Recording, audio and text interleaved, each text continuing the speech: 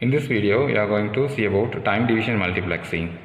Time division multiplexing is nothing but we are going to transmit more than one signal through a common channel at different time slots. That is the time division multiplexing, right? So, in multiplexing concepts, actually there are three different types of multiplexing: time division multiplexing, frequency division multiplexing, and code division multiplexing, right? So here time division multiplexing, we are going to transmit the more than one channels through common media to different time slots, right? Whereas frequency division multiplexing is nothing but the best example for frequency division multiplexing is TV channel, right? So at a time different channels are transmitted through common media at different frequencies, right? So that is why all the channels are not mixed up in the common media, that is through air, right? At the receiver side, which channel you want, you can reproduce, right? So that is frequency division multiplexing. Whereas in time division multiplexing, we are going to multiplex more than one signal. Multiplexing is nothing but transmitting more than one channels or more than one signals through a common media at a different time slots. That is the time division multiplexing, right? So in this circuit, actually, we are having different channels, right?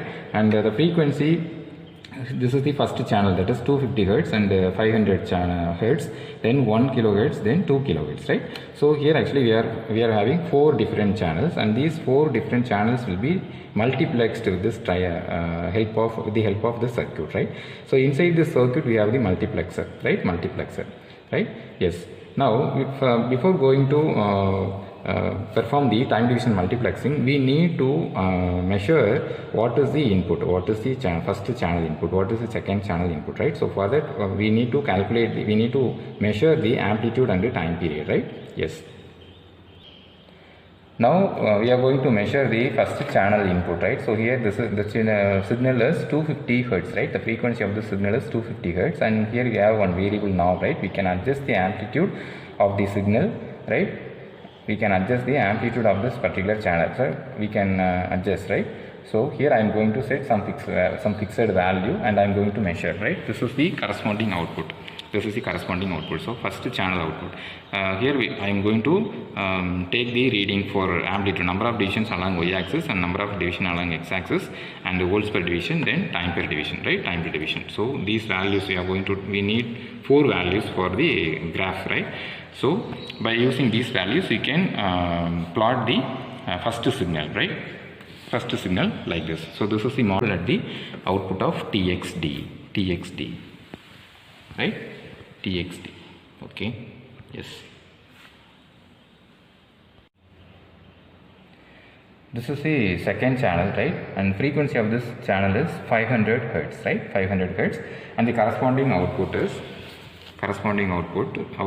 will be like this, right? So here also we need to observe number of divisions along y-axis, number of division along x-axis, and volts per division and time per division, right? And by using these values, you can plot the second signal like this. Okay. Now you are going to connect these two channels, right, into the multiplexer, right? And inside the multiplexer, right? Inside the multiplexer, the channel 0, channel 1 is nothing but it is an amplitude modulator, right? And channel 1 is also amplitude modulation, right?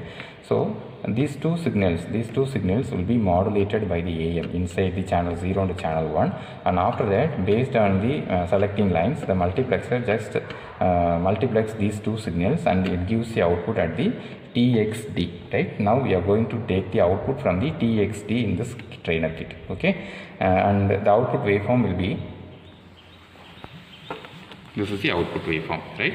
And here there are two signals, and these two signals are mixed up with the different time slots, right? Different time slots. So for measuring the output value, I need to check whether which channel is transmitted, right? So first I am going to change the first channel, right? Now first channel, if suppose I am going to adjust the first channel, the corresponding changes will be like this, right? This is the first channel output, right? This is the first channel output, and it starts from different place, right? And similarly, if suppose I am going to adjust the second channel, right, amplitude of the second channel, and that corresponding changes will be there in the output, right? So this is the second channel. So in this way, we are going to